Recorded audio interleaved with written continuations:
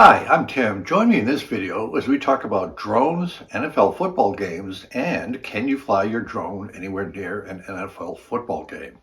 Let's get to it.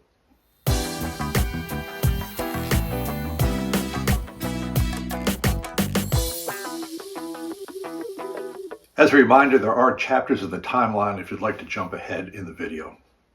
So the executive summary, can you fly your drone over an NFL football game? The short answer is no, you can't. The FAA has a regulation, we'll show you where it is and have a lot of discussion on it, that 1 hour before, 1 after hour an NFL football game, restricted airspace from the surface to 3,000 feet above ground out to a radius of 3 nautical miles. You cannot fly any drone activity. That would seem to be, and perhaps most of you viewers, to be absolute common sense, but I'll go over some hard statistics. In 2023, there were 2,845 drone incursions during NFL games, 2,845. Now keep in mind, a lot of people attend these NFL games, a lot of people watch from home. And speaking of watching from home, a typical game covered by Fox Sports had between 35 and 40 television cameras cover this event. And so the learning point is, the larger picture is, we have over 2,800 drone incursions on something like this with the visibility and attention given it by the NFL. These types of airspace violations just have to stop. It is doing nothing to help us as modelers, fixed wing pilots, helicopters, and drone operators to have this type of activity going on. Let's take a quick look to see what the FAA says about drones in NFL games. This is directly from the FAA's website, faa.gov. This is the FAA website. We can see unmanned systems, go down to airspace restrictions. It lists airports in Washington, D.C. Let's go to stadium and sporting events. And it lists baseball, football, other sporting events. Oddly enough, it says a radius of 3 nautical miles. It does not give the max altitude of 3,000 miles at 1 hour before and after. The Before You Fly app is a program with the FAA with 5 commercial providers that should provide the drone or RC pilot with a very easy way to reference whether or not they're in restricted airspace. In my experience, the Before You Fly apps work exceptionally well with things the FAA knows, TFRs, airspace, controlled airspace, uncontrolled airspace. I'm not sure in my heart of hearts how well the Before You Fly app will work for NFL games. Keep in mind the restriction on the NFL, with the FAA on the NFL, covers also baseball games, Division I, NCAA college games, and some NASCAR racing events. There's a lot of events. Times can move around. I'm just not sure in my heart of hearts how well the Before You Fly app covers something like that. Some viewers have commented, well, how do I know if I'm close to an NFL game? And what I would say is, it's in our interest to know that. Just kind of look around and do a Google check. I live near Atlanta, Georgia, and I simply Google the distance to the stadium to see if I'm within the 3 miles. So let's take a quick look at how you can do that. Again, just determine your distance to the stadium and then just do some further research or common sense. If it's a Tuesday morning, there's probably not going to be an NFL game being played. But let's take a look at how you can do that if you're traveling in a different area of the country. So if you're not sure you're 3 miles from a stadium, figure out where the stadium is or the sporting event. Just type it into Google. And I'm near Atlanta, the Mercedes-Benz Stadium. We simply type that in and we can see that I am about 37 miles away from the stadium. Let's get back to the NFL. Whether you watch football or not, the NFL is a major force in American society, entertainment, and a range of other fields.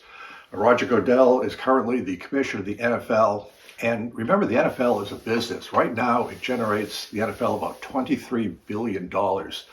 That's an awful lot of money. And what it means is somebody like Roger Goodell, the commissioner, if he has a problem with something that's happening with the NFL games that could affect that business model, and drones right now are part of that, Roger can get discussions very easily with members of Congress to discuss the problem and see what more can go on that.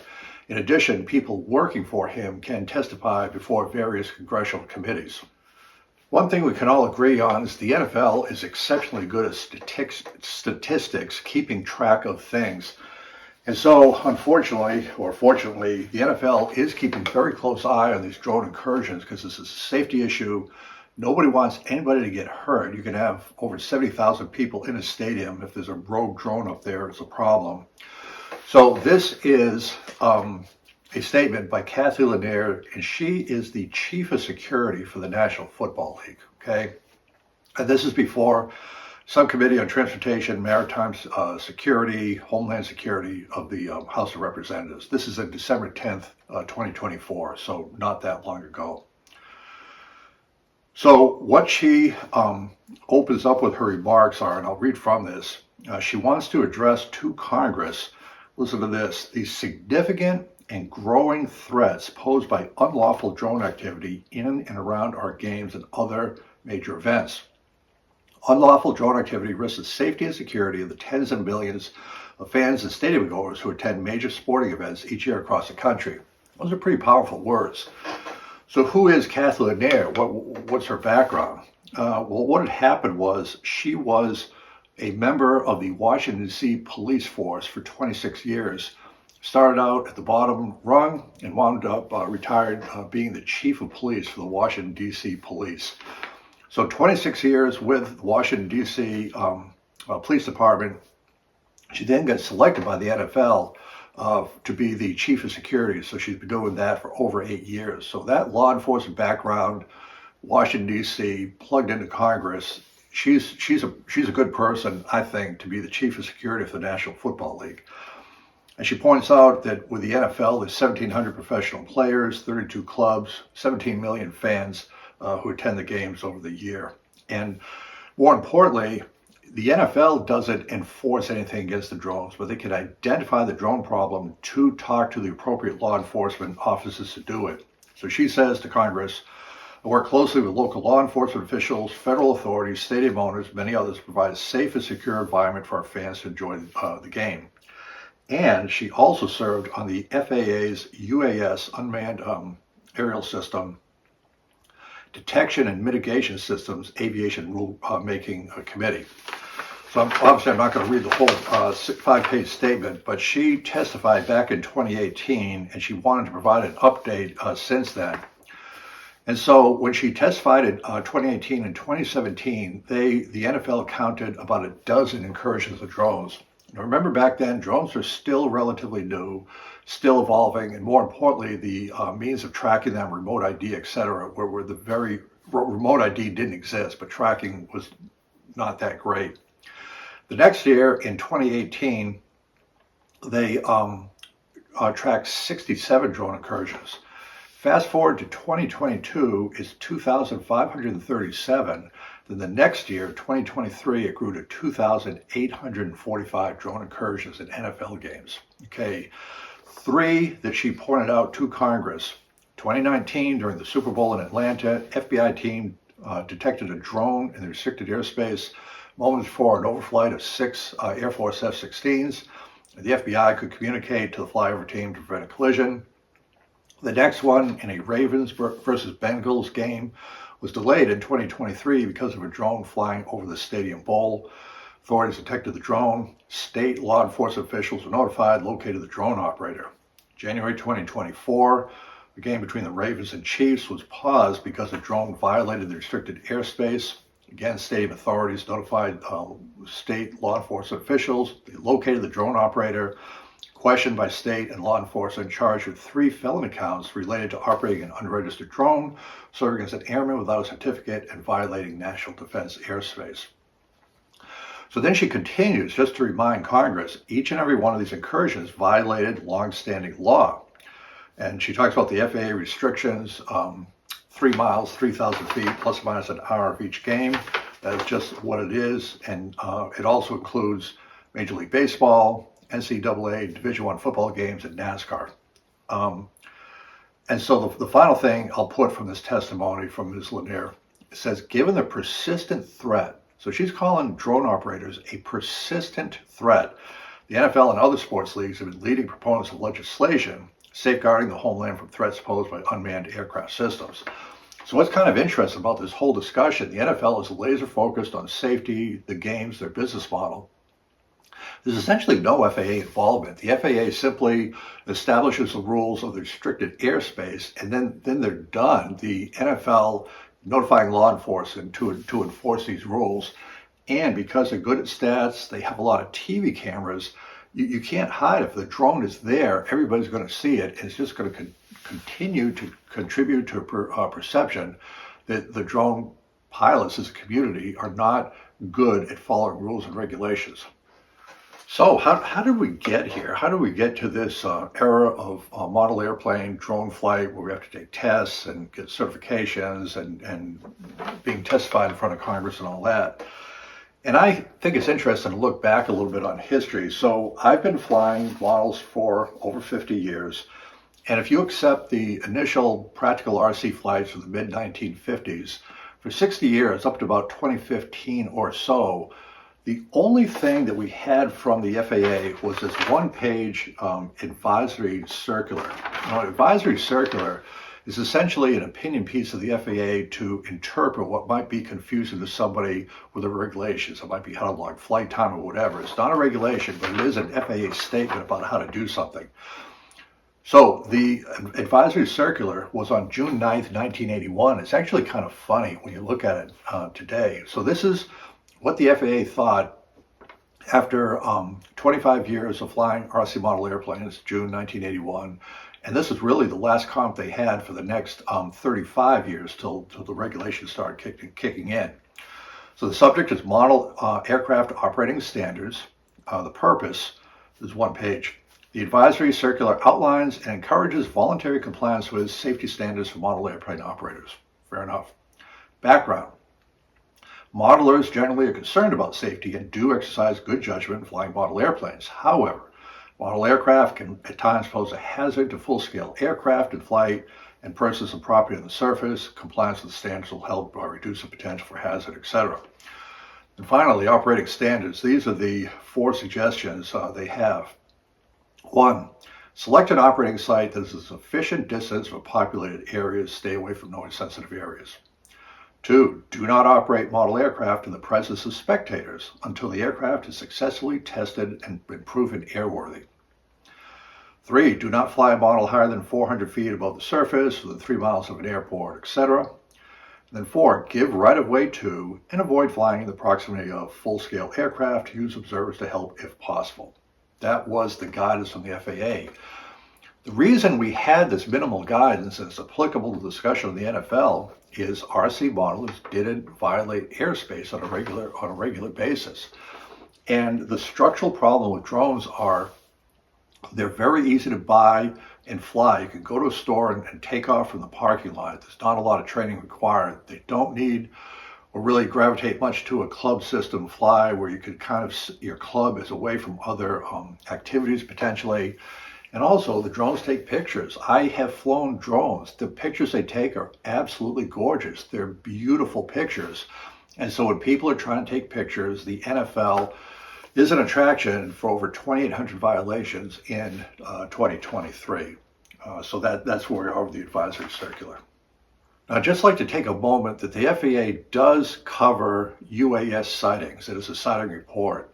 So let's take a look at the FAA's UAS sightings report, see what it says, just so you can see another viewpoint. It doesn't have the statistical rigor of the NFL, but these are reports of pilots of unknown sightings of drones or model airplanes that they see when they're flying.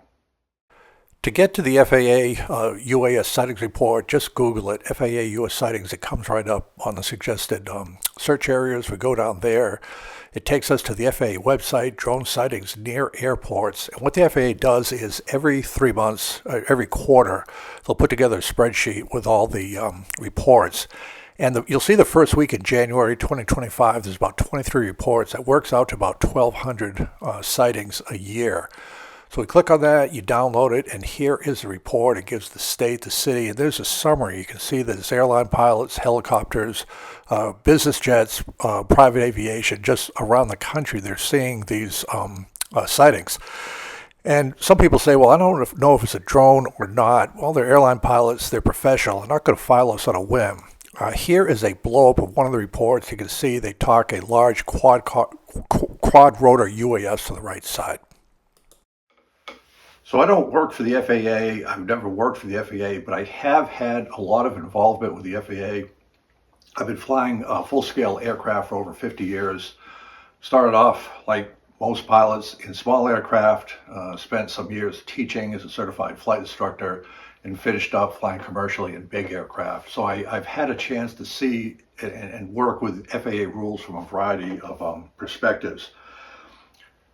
The one thing I will say, and I think you can see this being filmed in 2025, is with the situation at Newark Airport and other control towers, the FAA in certain areas is short-manned. I would say that's across the board. They don't have the number of people they really should have.